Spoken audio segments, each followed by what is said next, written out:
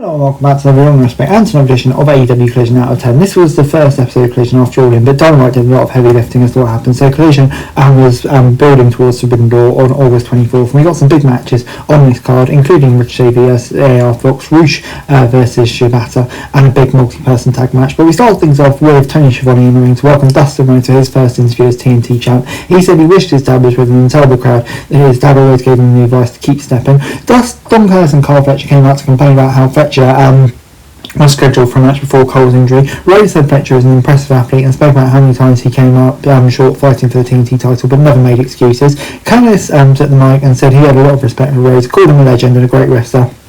And man, he even said he would hold a place for him in the group if he wanted to. He then made the mistake of bad-mouthing the Rhodes family, which led to Dustin and Fletcher brawling until the champ set the young man out of the ring. AEW usually opens off the match, so promos feel different, and it's an important moment for Rhodes, and it did a good job getting his feud with Fletcher going, which obviously makes sense based on what happened at All In. Before we got Ricochet versus AR Fox, two of AEW's most celebrated high flyers battled, and yeah, Ricochet tried to steal show first, but Fox was more aggressive since he was looking for revenge after he was taken out by the Gates of Agony recently. Once Ricochet regained the upper hand, he began trying to embarrass Fox, which ended up backfiring, and Fox slapped his bald head numerous times. With both of these men known for their high-flying ability, it was almost surprising how much they held back on those kind of moves. They didn't try and make this a spot fest, which actually helped. It felt like a more well-rounded match. Totally only interfered before the break, but the Nescant native made a big comeback as we returned. After Ricochet scored the win, the Gates of Agony threw Fox out of the ring. And yeah, on the whole, I mean, it's high flyers, it's my type of wrestling. This was really fun.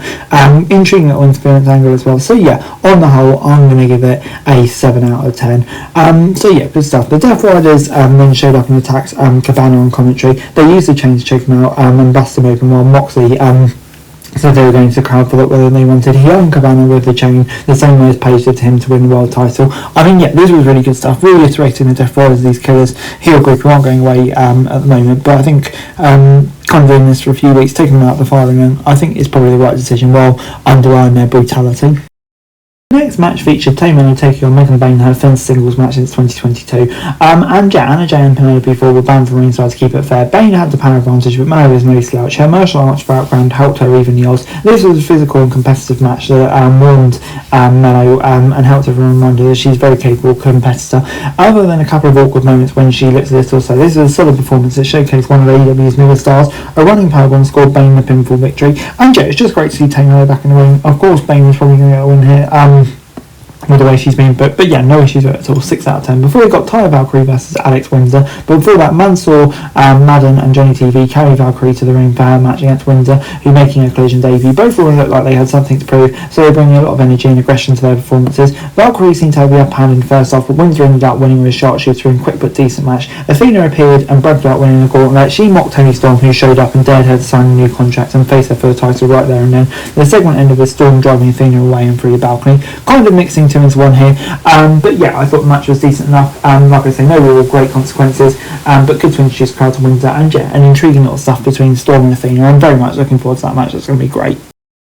We've then got another one of these 200k tag matches. Gates of Agony, The Guns, CRU, Big Bill and Brian Keefe in action. The only two men were legal at once, so Austin and Rouge started the match with so many people involved. The match had to move quickly, so everyone got a chance to be involved. The few minutes were just a series of different face-offs between combinations of opponents. It didn't slow down until Big Bill tagged him in, and the crowd took a moment to chant his name. All 8 men started brawling as the show went to break. Things went back to normal once we returned, but it didn't take long for everything to break down again. There was a bit of fun and mayhem that showcased the handful of teams, and the Gates of Agony won with a little help from Ricochet to win 200k. Not a bad payday, and yeah, pretty fun match as well. So yeah, 6 out of 10.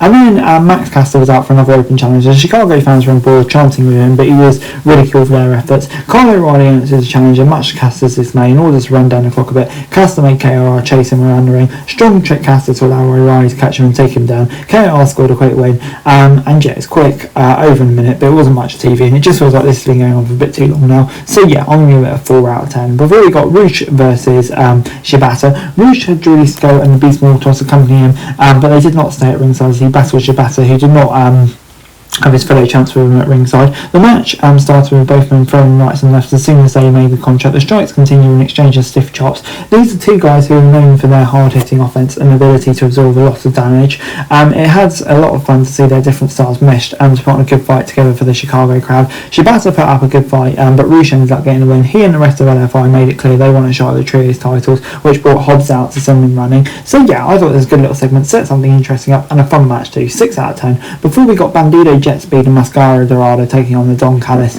family in the main event. This followed the same pattern that a lot of 8-man tags do. Quick tags allowed everyone to have time and different combinations for to keep things fresh. The big downside to a match with this many people that moves this quickly is it feels like nobody has enough time to sell a big spot properly or take the time to set up moves without it feeling contrived. That being said, this was still a fun exhibition featuring 8 wrestlers who have their each own unique style. We saw powerhouses, technicians, high flyers, strikers and everything in between. The babyface team won, but H0 is eyeing the RH Championship, and I think that's definitely an interesting next step and a match I'd want to see. So yeah, 6 out of 10. An overall Collision this week was, I'd say, was right down the middle. It had some lows and some highs and also some unforgettable stuff. So yeah, on the whole, I'm going at 6 out of 10. It's good to see the women's division getting more opportunities. I think it set up some intriguing feuds as well. Did a good job doing all of that. So yeah, on the whole, 6 out of 10. That's it for this video. Thanks very much for watching. Remember to like, share, subscribe, follow us on our socials, link in the description below for daily wrestling news, meme and content. Subscribe to our other channels on screen right now, that'd be greatly appreciated. Thanks very much for watching. Peace out.